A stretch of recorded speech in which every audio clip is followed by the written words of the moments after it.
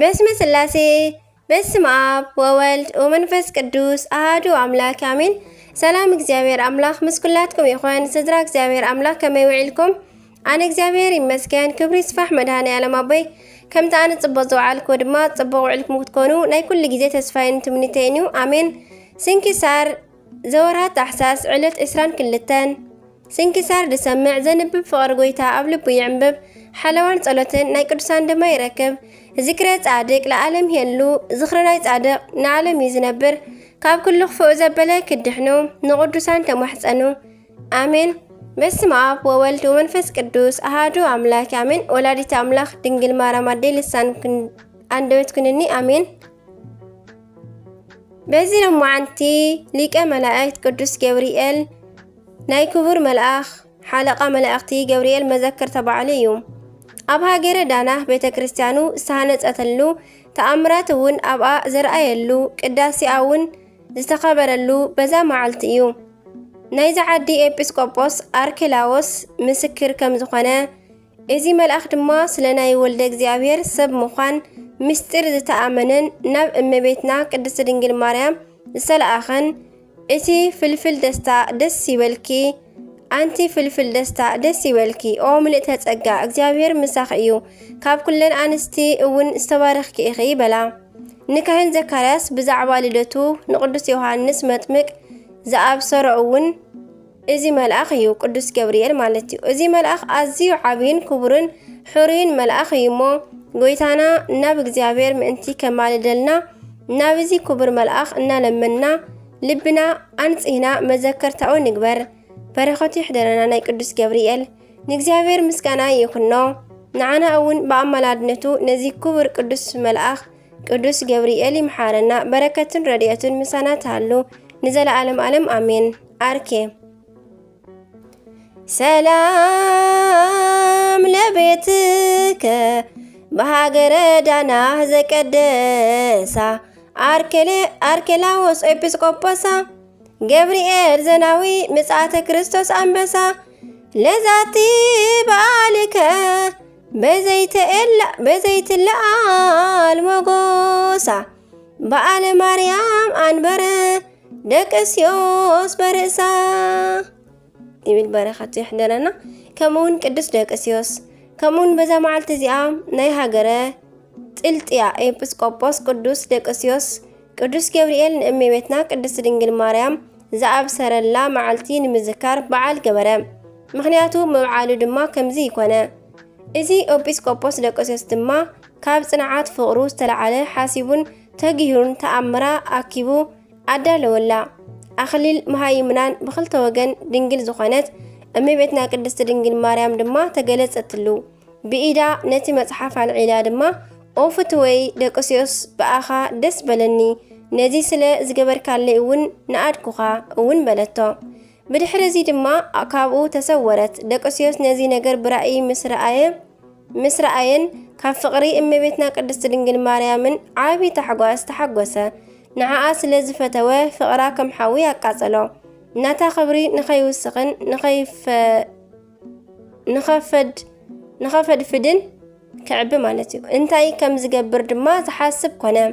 ብድሕሪ እዚ ድማ ሓለቓ መላእክቲ ንዓኣ ዝኣብሰረላ መዓልቲ ኣቐዲሙ ብምኽንያት ጾም ኣብቲ እዋን ሰባት ክገብርዎ ዘይተኸኣሎም በዓል ገበረ።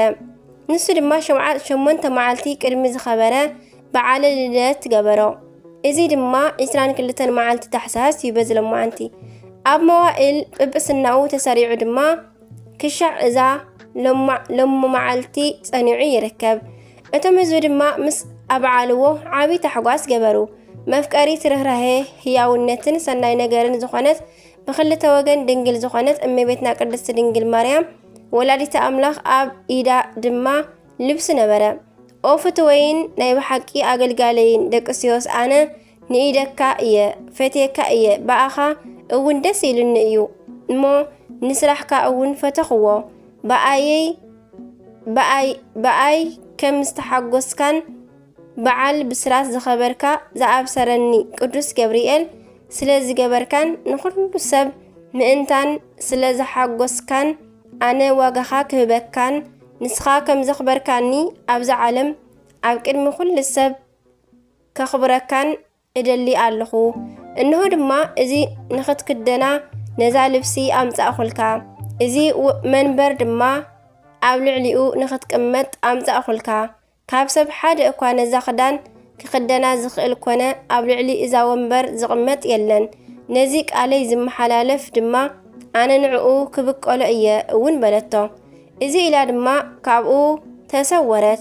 ብድሕሪ እዚ ድማ ንሱ ምስ ዓረፈ ካልእ ኤጲስቆጶስ ተሸሞ እሞ ነታ ልብሲ ለበሳ፣ ኣብታ ወንበር ድማ ተቐመጠ። ኣብታ ጊዜ ድማ ካብ ልዕሊ ወንበር ወዲቑ ሞተ። ነዛ ተኣምር ዝረኣዩ ድማ ካብ ናይ እመቤትና ቅድስት ድንግል ማርያም ተኣምር ዝተለዓለ ተደነቑ። የመና እውን ፈርሑ፣ ኣመና እውን ይፈርሑ፣ ኣኽበርዎ እውን።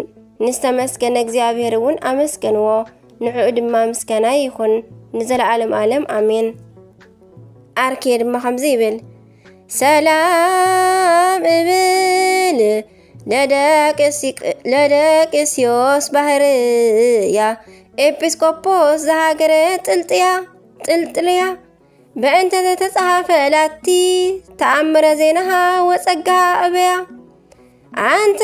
እንተ ወሃበቶ ወላዲተ ኣምላክ ማርያ ልብሰ ሰማያዊት እስከ ዮም ነያ።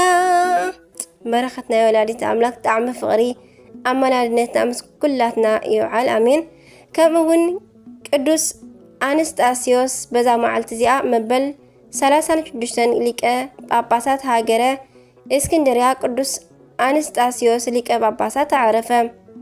እዚ ቅዱስ ኣቦ ካብ ዓበይቲ ዓዲ ሃገረ እስክንድርያ ዝውለድ እዩ።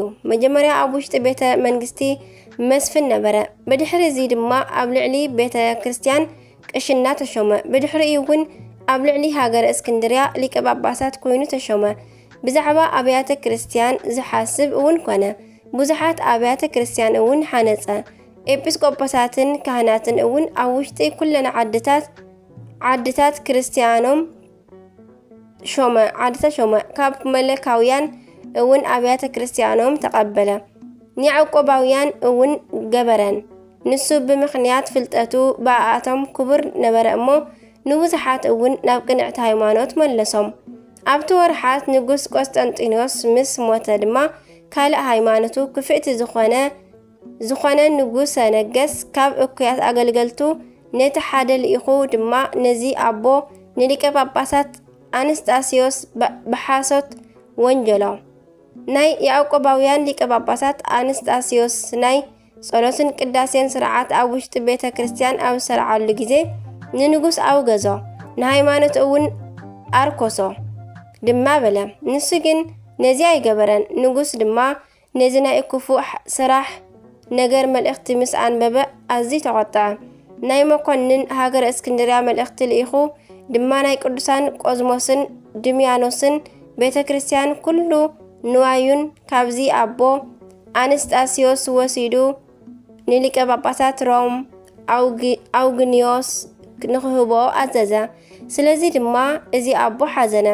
ነገር ግን ሓሳባት ልቢ ዝምርምር እግዚአብሔር ኣጽናንዖ እሞ እግዚአብሔር ንዓላዊ ዝኾነ ናይ አንጾኪያ ሊቀ ጳጳሳት ጴጥሮስ ኣጥፊእዎ እዩ እሞ ኣብ ክንድኡ ድማ አትናሲዮስ ዝስሙ ጻድቕን ፈላጥን ሰብ ተሾመ። ንሱ ድማ ነዚ ኣቦ ኣብ ዝቐንዐት ሃይማኖት ተመስረተት መልእኽቲ ለኣኸሉ። ንሱ ድማ እዛ መልእኽቲ ናብኡ ብምብጽሓ ተሓጐሰ። ንኤጲስቆጶሳትን ካህናትን ኣኪቡ ድማ ኣብ ቅድሚኦም ኣንበባ ባኣ እውን ተሓጐሱ። ኣብ ውሽጣ ካብ ዝተጽሓፈ ቃልን ካብ ፍልጠቱን ዝተለዓለ ድማ ተደነቑ።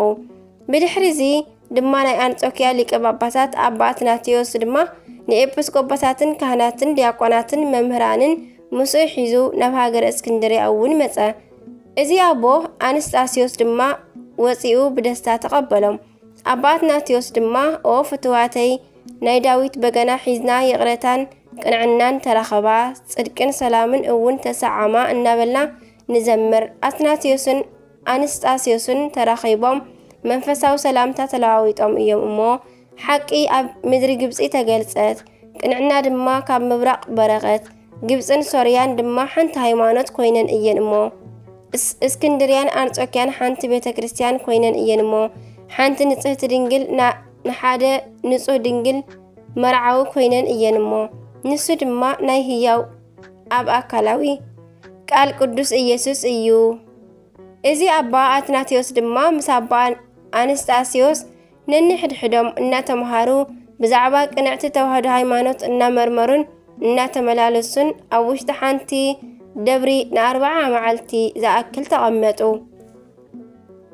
ብድሕሪ እዚ ድማ አባ አትናስዮስ ናብ ዓዱ ብሰላም ተመልሰ። ኣብ ማእኸል ሃገረ አንጾኪያን እስክንድርያን ድማ ብሓንቲ ቅንዕቲ ሃይማኖት ስምምዕ ኮነ። እዚ አባ አነስጣስዮስ ድማ ንመጓሰኡ ምእመናን ነንነፍሶም ዝጠቕሞም ካብ መጽሓፍ ህይወት ይምህሮም ነበረ። ካብ ብዝሒ ጥበብን ፍልጠቱን ዝተለዓለ ነንሕድሕድ ዓመት ኩሉ መበገሲ ጽሕፈቱን መልእኽቱን ካብ ሆሄያት አሌፍ ብሓደ ገበረ። ኣብ ናይ መጀመርያ ዓመት ድማ ብኸምዚ ብአሌፍ ጀመረ። ትምህርታቱን እውን ጸሓፈ።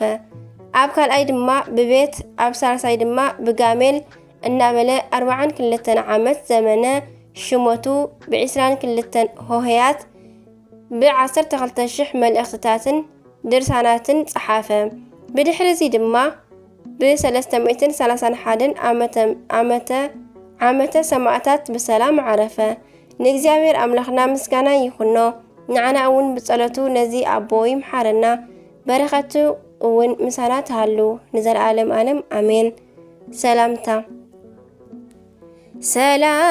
ሰላም ለአንስጣስዮስ እግዚአብሔር ዘሰሞ መለካውያን ለተቃውሞ በብዝሃ ጽሒቅ ዋስተሃምሞ እምድረ ኣብፀሃ ለጽሒፈ ተግሳጽ አቁሞ ኣብ መጾም ልደት ዓረፈ ንሲተ ሃሚሞ። በረኸቱ ይሕደረና። ንእግዚአብሔር አምላኽና ምስጋና ይኹኖ። ንዓና እውን ብጸሎት እዞም ኩሎም ቅዱሳና ይምሓረና አሜን።